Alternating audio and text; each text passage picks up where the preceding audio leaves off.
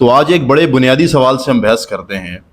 یہ وہ سوال ہے جو ہم سب کے ذہنوں میں اٹھتا بھی ہے اور اکثر آپ کے سامنے لوگوں نے یہ رکھا بھی ہوگا۔ یہ سوال یہ ہے کہ وہ کیا بنیادی وجہ ہے کہ پاکستان ترقی نہیں کر رہا، لیکن پاکستان کے آس پاس آزاد ہونے والے جتنے ملک تھے، جیسے بنگلہ دیش ہو گیا یا ملیشیا، سنگاپور، چائنا، انڈیا، یہ سارے وہ ملک ہیں جو کچھ پاکستان سے پہلے 1-2 سال پہلے آزاد ہو گئے، کچھ پاکستان کے بعد آزاد ہوئے۔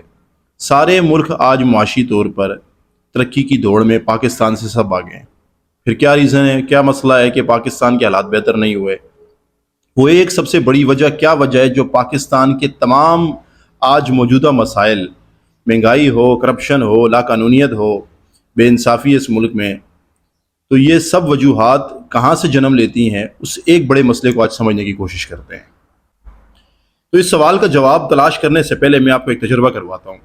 اگر آپ پاکستان سے باہر کسی بھی ایسے ملک میں رہتے ہیں یا کسی بھی ایسے ملک کو جانتے ہیں جس سے متعلق آپ خواہش کرتے ہیں کہ میں وہاں چلا جاؤں، اور اس ملک کے متعلق آپ کو پتہ ہے کہ جو لوگ وہاں رہتے ہیں یا اگر میں چلا جاؤں وہاں تو میں خوشحال زندگی گزار سکتا ہوں، میرا مستقبل، میرا فیوچر وہاں سیف ہے، تو میں آپ کو بتاؤں اس ملک سے متعلق سب سے بڑی ضمانت جو اس کی ترقی کی ہے نا، وہ اس ملک کا سیاسی نظام ہوگا۔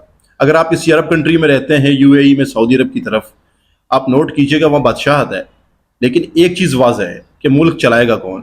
یعنی کہ ملک کو اگر بادشاہ چلا رہا ہے تو ملک کا کوئی دیگر یا دوسرا ادارہ ایسا نہیں ہوگا جو بادشاہ کے جو اختیارات، یعنی کہ اس ملک چلانے کی جو پاورز اس کے ہاتھ میں، اس میں وہ انٹروین کر سکے یا مداخلت کر سکے۔ اسی طریقے سے اگر آپ یورپ کی طرف رہتے ہیں کسی بھی خوشحال ملک میں، تو آپ نوٹ کیجئے گا وہ ملک خوشحال اس بنیاد پر ہوگا کہ اس ملک کے سیاسی نظام کے اندر اگر ملک کی پارلیمنٹ ملک چلا رہی ہے، یعنی جمہوری ملک ہے، وہ منتخب نمائندے ملک چلا رہے ہیں، تو اس کے علاوہ کوئی دوسرا ادارہ ریاست کا ایسا ہو نہیں سکتا وہاں پر جو منتخب نمائندوں کے اختیارات میں یا ملک کی پارلیمنٹ یا کانگریس کے پاورز یا اختیارات کے اندر مداخلت کرتا ہو۔ یعنی کہ ملک کی فیصلہ سازی اور ملک کے متعلق جو بھی منصوبہ بندی کرنی ہے نا، وہ اس ملک کا جو بھی مرکز ہوگا، یا پارلیمنٹ ہے یا بادشاہ ہے یا ملک کا وزیر اعظم یا صدر ہوگا، صرف اسی کے اختیار میں ہوگا۔ تو پاکستان میں کیا جھگڑا چل رہا ہے؟ آج 75 سال بعد اس ملک کے اندر ریاست کے جو 3 ادارے ہیں، پارلیمنٹ، جوڈیشری اور انتظامیہ، یعنی کہ اسٹیبلشمنٹ لگا لیں اس کے اندر، یہ 3 ادارے آپس میں جھگڑ رہے ہیں کہ ملک چلائے گا کون۔ پوری دنیا کے اندر واضح اصول ہے، ملک چلاتی ہے پارلیمنٹ، یعنی کہ عوام کے منتخب نمائندے ملک چلاتے ہیں۔ پڑوس انڈیا میں بھی پارلیمنٹ یعنی کہ ان کی لوک سبھا جو ہے وہ ملک چلاتی ہے۔ فیصلہ سازی، قانون سازی، منصوبہ بندی، یہ تینوں ملک کی پارلیمنٹ کا کلی اختیار ہوتا ہے۔ پاکستان کے اندر یہ پارلیمنٹ کو اختیار نہ دیا گیا کبھی، نہ پاکستان کی پارلیمنٹ کو یہ اختیار آج کی تاریخ میں بھی کوئی دینا چاہتا ہے۔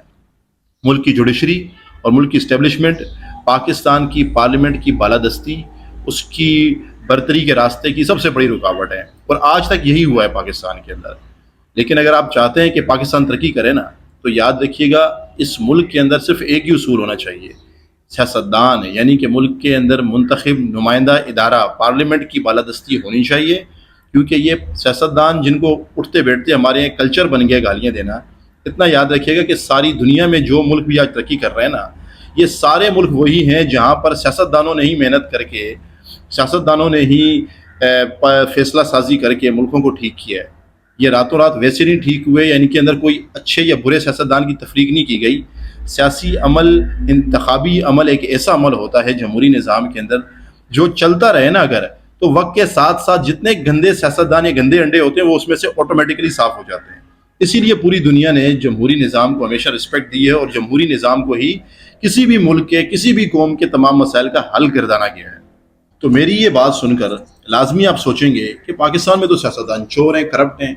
بھائی ایسا نہیں ہوتا، پوری دنیا کے اندر سیاستدان ایسے ہی ہوتے ہیں، لیکن جن ملکوں میں جمہوری نظام، انتخابات، الیکشنز وغیرہ ہوتے رہیں، پارلیمنٹس اپنی مدت پوری کرتی رہیں، اور حکومتوں کو سکون سے 5 سال کام کرنے دیا جائے، تو یاد رکھیے ان ملکوں میں انتخابی عمل کے بعد آہستہ آہستہ جتنے بھی نالائق نااہل لوگ ہوتے ہیں سیاسی نظام کے اندر، وہ خود وقت کے ساتھ ساتھ فلٹر آؤٹ ہو جاتے ہیں، صاف ہو جاتے ہیں سیاسی نظام کے اندر سے۔ اس کے لیے سیاسی نظام کا چلنا ضروری ہوتا ہے۔ ہمیں بچپن سے یہ بات پڑھائی جاتی ہے اور سکھائی جاتی ہے کہ جی اس ملک کے اندر چور کون ہے؟ سیاستدان چور ہیں۔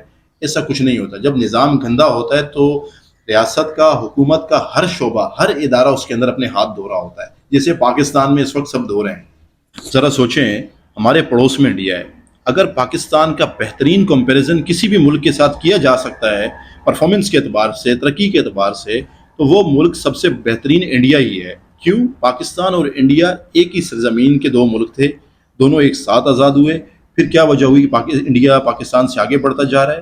اور تو اور جو بنگلہ دیش پاکستان سے آزادی لے کر آج اس کے بھی معاشی حالات پاکستان سے نسبتاً بہتر ہیں، صرف معاشی نہیں بلکہ سیکیورٹی بھی، امن و امان بھی انڈیا اور پاکستان کے اندر، انڈیا اور بنگلہ دیش کے اندر پاکستان سے نسبتاً بہت بہتر ہے۔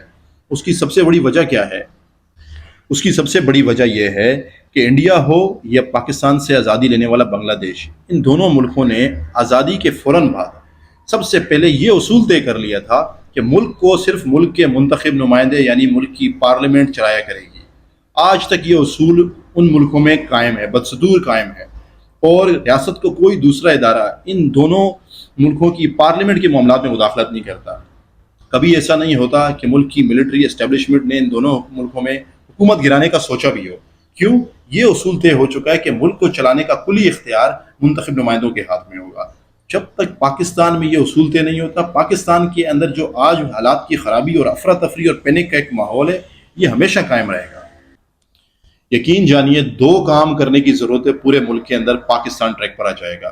پہلا اصول یہ طے ہو جانا چاہیے ملک کے آرمی چیف، ملک کے چیف جسٹس اور ملک کے پرائم منسٹر، سیاسی پارٹیوں کے درمیان، کہ کچھ بھی ہو جائے پاکستان کے اندر کسی پارلیمنٹ کو اس کی مدت مکمل ہونے سے پہلے ہم نے فارغ نہیں کرنا۔ یعنی کہ ہر پارلیمنٹ کے پاس ذہنی سکون ہونا چاہیے، ہر پرائم منسٹر اور صدر جو بھی پارٹی اقتدار میں آتی ہے اس کو سب سے بڑھ کر پہلا یہ ذہنی سکون ہونا چاہیے کہ وہ 5 سالہ مدت کے لیے اگر آیا ہے تو وہ یہ ٹرم پوری کر کے جائے گا۔ کوئی ریاست کا ادارہ، کوئی کسی قسم کی غیر منتخب قوت، کوئی ملٹری وغیرہ اس کے معاملات میں مداخلت نہیں کریں گے۔ دوسرا اصول یہ طے کرنے کی ضرورت ہے کہ اگر کسی صدر یا وزیر اعظم کے خلاف کوئی کیس واضح سامنے آ بھی جاتا ہے کرپشن کا یا کوئی کرمنل کیس، اس وقت تک اس پرائم منسٹر کے خلاف کوئی کارروائی نہیں کی جا سکتی جب تک وہ پرائم منسٹر ہے، یعنی 5 سال تک۔ یہ اصول شاید سن کر بہت سے لوگوں کو حیرت ہو، لیکن یہ پوری دنیا کے اندر مسلمہ اصول ہے کہ جب تک صدر یا وزیر اعظم اپنے عہدے پر موجود ہوتے ہیں اس کے خلاف کوئی کارروائی نہیں کی جاتی، تاکہ ملک کے اندر کسی قسم کا معاشی یا سیاسی ہلچل پیدا نہ ہو۔ آج آپ پاکستان میں دیکھیں، ہمارے سیاسی منظر نامے پر آپ کو ایک سے ایک نالائق سیاسی جماعت بھی منظر پہ نظر آئے گی۔ ایسا کیوں ہے؟ کیونکہ اس ملک کے اندر سیاسی نظام کا تسلسل نہیں رہا، ہر کسی پارٹی کو بھی اپنے 5 سالہ مدت پوری کرنے کا موقع نہیں ملا۔ نتیجہ کیا ہوا اس کا؟ 3-3.5 سال بعد جب ان کی گورنمنٹ فارغ کی جاتی، نالائق انکمپیٹنس کی بنیاد پر یا نااہلیت کی بنیاد پر وٹ ایور، ان پارٹیز کو موقع مل جاتا عوام کے سامنے جا کے رونا دھونا کرنے کا۔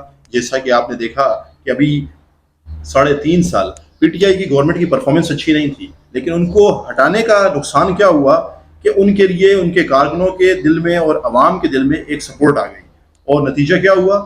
وہ پارٹی جو 5 سال پورے کرنے کے بعد شاید لوگوں کے سامنے اتنی مضبوط اخلاقی اور لاجیکل اسٹینڈنگ نہ لے پاتی، آج وہ پارٹی اگین پورے ملک کے اندر پرفارمنس نہ دے کر بھی پھر بھی پاپولر ہے۔ تو لہٰذا یہ سبق ملتا ہے کہ جب بھی کسی پارٹی کی حکومت ختم کی جائے نا، اس سے ملک کو فائدہ نہیں ہوتا بلکہ لاس ہوتا ہے۔ تو لہٰذا ہر گورنمنٹ چاہے کوئی بھی حکومت آ جائے تو اس کو 5 سالہ مدت پوری کرنی چاہیے۔